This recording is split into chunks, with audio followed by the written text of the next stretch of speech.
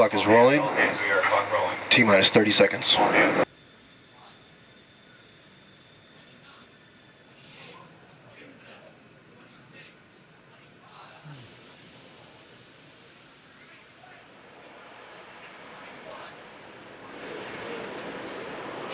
T-minus 15.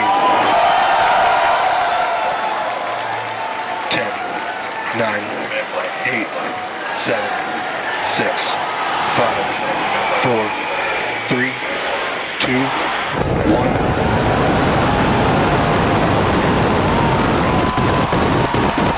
We have liftoff.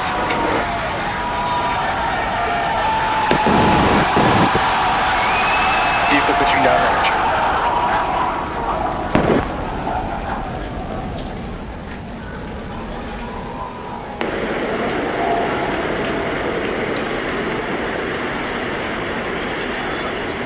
Chambers pressure nominal.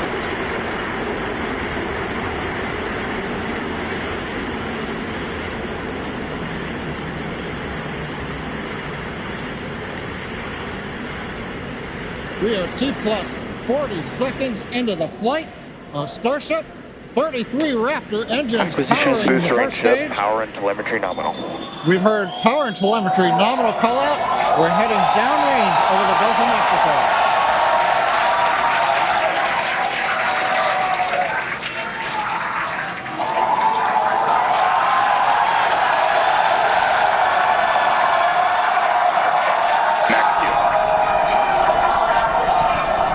And that call out tells us Starship is through the period of greatest stress on the way to space. Now the next major event is hot staging in just over 90 seconds from now. To get ready, the booster will shut down all but 3 of the Raptor engines.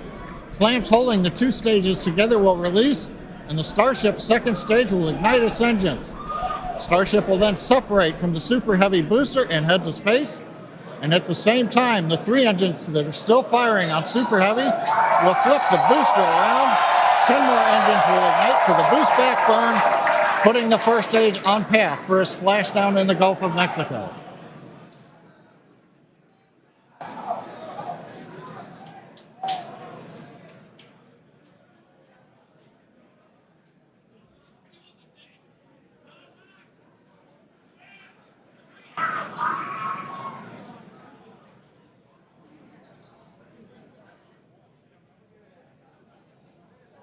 Engine power continues to look nominal on 33 Raptor engines.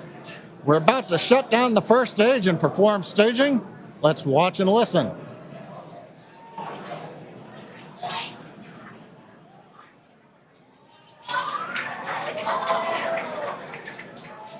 And acquisition of signal Houston and New Orleans. Booster engine cut off.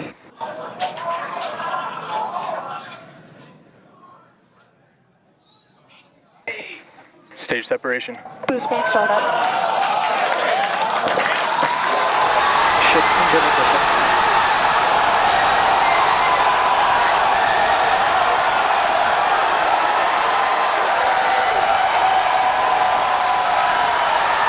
You're hearing the cheering. The first ever successful hot stage for SpaceX's Starship. Incredible views of our Super Heavy booster.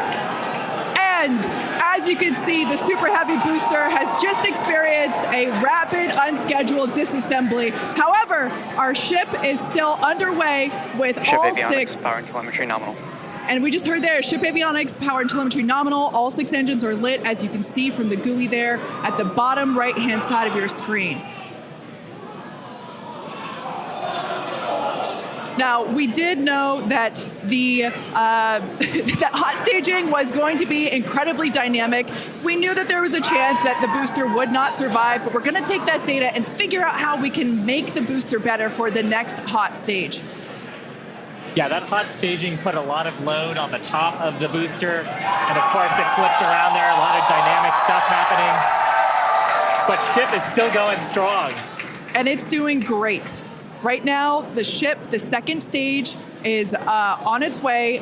Like we said, you can see all 6 of its engines are ignited.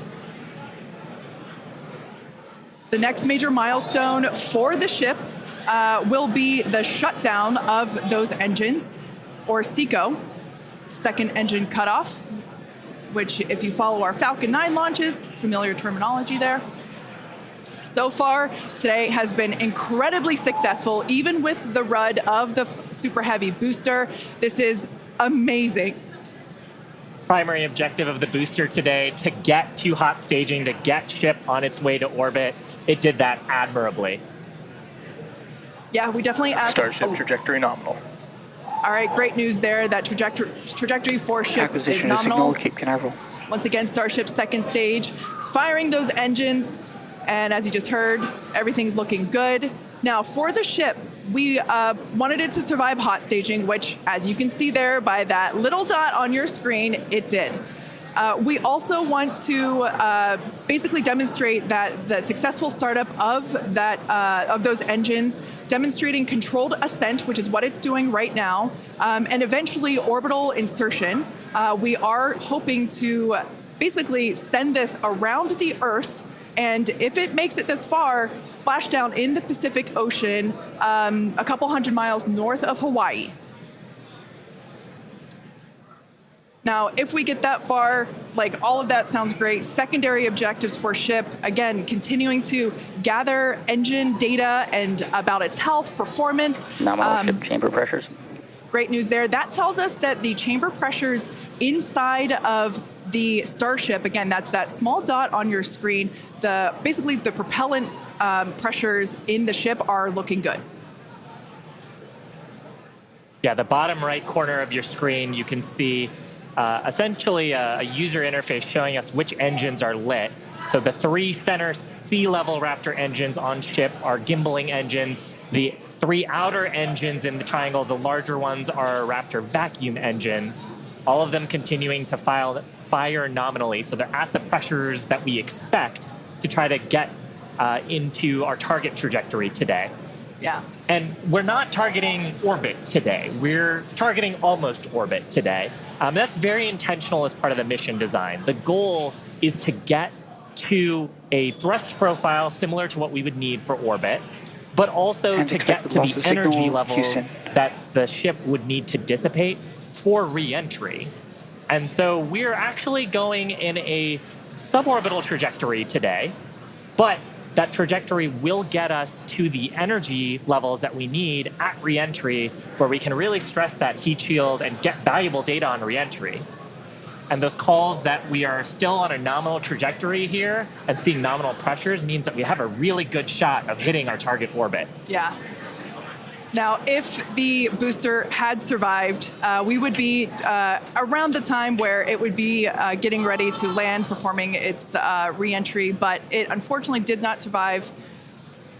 That being said, that's okay. It survived several seconds after hot staging, so we're going to take that data and improve the hot staging sequence and probably improve the hardware itself for the next flight.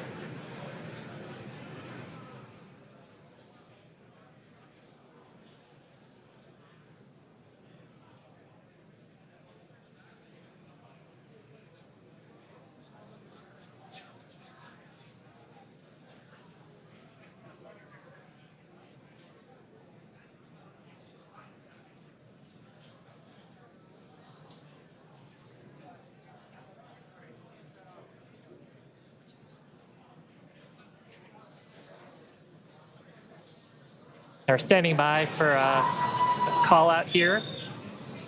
Coming up on the projected time that ship would shut down its engines. As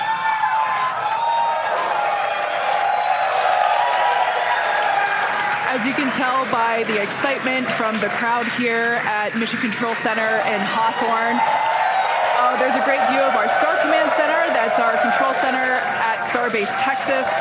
The crowd here, Mission Control Center behind us in Hawthorne, everyone is super exciting. What a successful day this has been so far.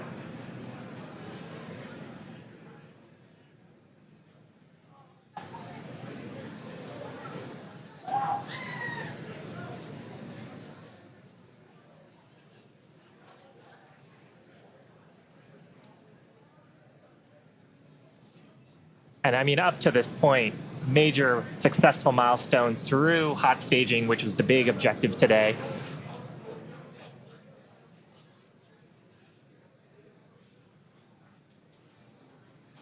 So we are going to head into the coast phase, planned for the next about hour and 5 minutes. We'll be returning around the T+1 hour and 15-minute mark. And that's while we're waiting for Starship to continue on to its next step for reentry. We're not totally sure what video we're going to get, and that video comes normally by overflying ground stations, but we don't have a ton along our flight path. So fingers crossed that we will get some via Starlink on this mission since we're testing that out.